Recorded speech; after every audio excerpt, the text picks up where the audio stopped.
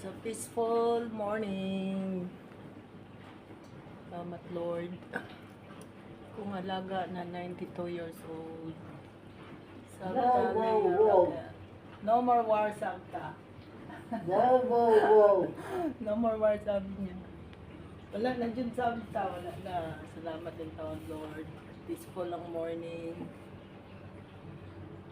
Ayan. Ayan pamahaw. Ako ay si Kwate, gikan sa Pilipinas. Gikan sa Davao City. Sabta, you make chichiching. You know how many wars I got in my life, Yeah. Pila na daw ka and we survived. wariyahang nagian sa Israel and she survived. Good. Baruch Hashem, Sabta. God is good. Baruch Hashem. Good morning, everyone. Good.